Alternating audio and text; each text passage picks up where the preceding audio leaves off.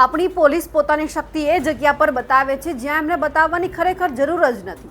આજે ગાંધીનગરની અંદર જે વ્યાયામ શિક્ષકો છે કાયમી ભરતી માટે ક્યાંક આંદોલન કરી રહ્યા હતા એ જ સમયે જે પોલીસે એમની સાથે જે કર્યું છે તેમની વાત કરવાની છે આજના વિડીયોમાં। નમસ્કાર, નિર્ભય ન્યૂઝ સાથે હું છું રિદ્ધિ।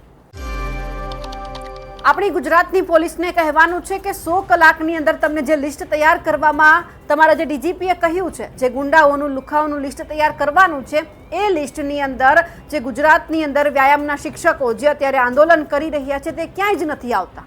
તમે એમની સાથે જે અત્યારે વર્તન કરી રહ્યા છો એ તમારા હકમાં છે જ નહીં। પોલીસને એટલા માટે કહેવાનું કે તમે આ લોકોને કેમ રંજાડી રહ્યા છો? જ્યાં તમારે કામગીરી કરવાની છે ત્યાં કરો ને। આ કોઈ જેવા લિસ્ટમાં નથી આવતા કે એ લોકોએ ક્યાંક ગુંડાગીરી કરવી છે, આવારા તત્વો છે, આ લોકો કોઈ જેવા નથી। એ ફક્ત પોતાના હકનું માંગી રહ્યા છે। વ્યાયામ શિક્ષકો છે એ ખાલી એટલું જ કહી રહ્યા છે કે અમારે નોકરી જોઈએ છે, અમને કાયમી નોકરી જોઈએ છે, અમે મહેનત કરી છે। તો પછી પોલીસ એમની સાથે કેમ આવું વર્તન કરે છે એ પણ નથી સમજાતું। એટલે અહીંયા સવાલ સીધા જ પોલીસ ઉપર થઈ રહ્યા છે કે તમને જે 100 કલાક આપવામાં આવ્યા છે તમે એમના ઉપર ધ્યાન આપો, કારણ કે તમે જે તમારો ટાર્ગેટ જનતાને આપ્યો છે કે જનતા અમને જાણ કરે કે કોણ આવારા તત્વો છે, એમના કરતાં તમે ત્યાં જઈ અને તમે તમારા આવારા તત્વો જે ગુજરાતને બદનામ કરી રહ્યા છે તેમને શોધવાનું કામ કરો।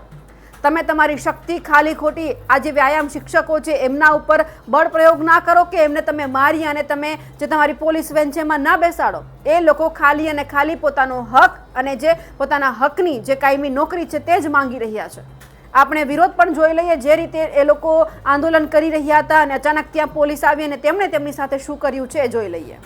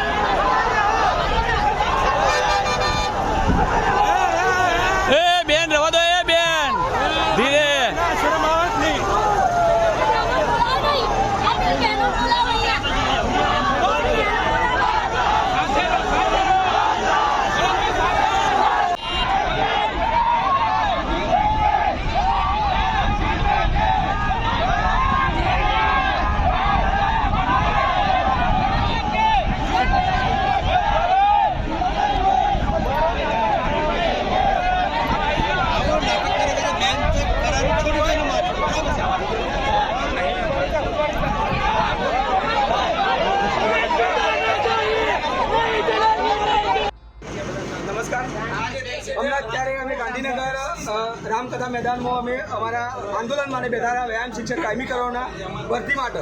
અમને 17 વર્ષથી છેલ્લા 17 વર્ષથી અમારી કોઈ ભરતી કરવામાં આવી નહીં। પ્રાથમિક શાળામાં કોઈ પણ જગ્યાએ અમને સેટ પરીક્ષા લીધી છે, એસએટી પરીક્ષા, એ પણ સરકાર માન્ય, અને અમને કાયમી કરવામાં આવ્યા નથી। તો અમે અમારા આંદોલન માટે ગાંધી ચિંતા માર્ગે અમે આંદોલન કરવા બેઠા, ત્યારે અત્યારે અમને પોલીસ આવી અમને અને એમની તાનાશાહી કરી અને અમને અત્યારે રિટર્ન કર્યા છે। એટલે અમે અમારી એક જ માંગ સાથે અમે અહીંયા છીએ અને જ્યાં સુધી અમને ન્યાય નહીં મળે ત્યાં સુધી અમે ગાંધીનગર છોડવાના નથી, અને જ્યાં સુધી ન્યાય નહીં મળે ત્યાં સુધી અમે છેલ્લે તો આત્મસમર્પણ કરવા પણ તૈયાર છીએ જ્યાં સુધી અમને ન્યાય નહીં મળે। જો અહીંયા વ્યાયામની ભરતી ના કરી હોય તો મોટી મોટી સરકાર મોટા આંખો મારે છે, મોટી મોટી વાતો કરે છે। ખેલ મહાકુંભ, ખેલો ઇન્ડિયા, અત્યારે બહુ મોટી સ્પોર્ટની બેનરો મારે છે। એ ખોટું શા માટે? જો અમારી ભરતી જ ના કરવી હોય તો સીપીએડ, બીપીએડ, એમપીએડ આ બધાની ડિગ્રી આપતી કોલેજો પણ બંધ કરાવો। આ અમારી એક જ માંગ છે કે બસ ખેલ સાહેબ કાયમી કરો, વ્યાયામ શિક્ષક કાયમી કરો।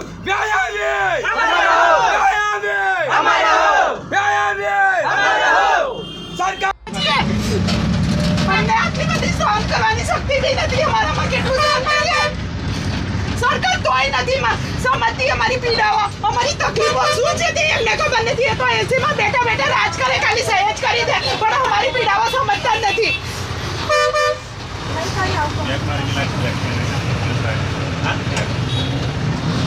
આના માટે અમે ફરી આગળ આવ્યા। અમારા મા બાપે કેટલી તકલીફો કરીને એમને ભણાવ્યા છે, અમે જાણીએ છીએ। 14 વર્ષથી ભરતી નથી કરી તો ભરતી કરો, હવે ભરતી કરો। ભાજપ સરકાર હવે ભરતી કરો। 14 વર્ષથી અમારી ભરતી નથી કરી તો ભરતી કરો। 25 વર્ષથી અમે તમને બેસાડ્યા છે તો અમારી ભરતી કરો। વ્યાયામ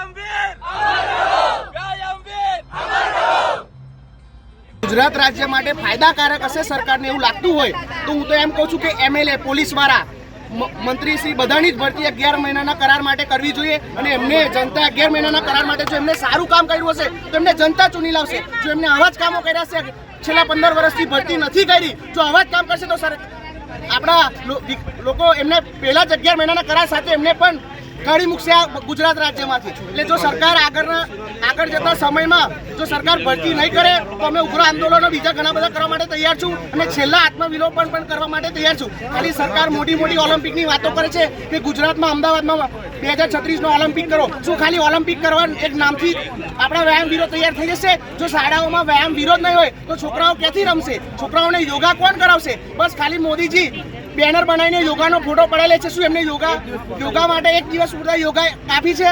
બાળકોને રોજિંદા જીવનમાં યોગાનો મહત્વ નથી. જો સરકાર આવું જ કરશે તો સરકાર સામે અમે ઉગ્ર આંદોલનો કરીશું. સરકાર સામે અમે લડવા માટે તૈયાર છે, આત્મવિલોપન કરવા માટે છે. તો એક વ્યાયામવીરોની કાયમી ભરતી કરો અને કરો.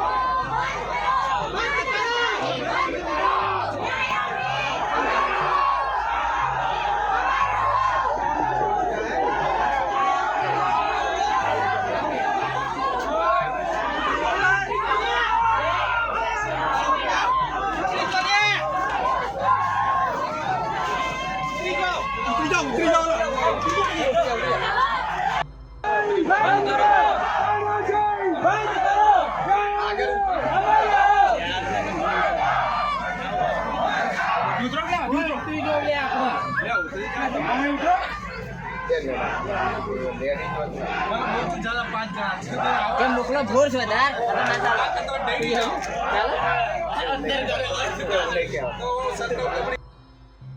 જે રીતે પોલીસનું આ વર્તન સામે આવ્યું છે વ્યાયામ શિક્ષકો સાથે, તેમને લઈને આપનું શું કહેવું છે કમેન્ટ કરીને ચોક્કસથી જણાવજો. સાથે જ અમારી નિર્ભય ન્યૂઝ ચેનલને લાઇક, શેર અને સબસ્ક્રાઇબ કરવાનું ભૂલશો નહીં. નમસ્કાર.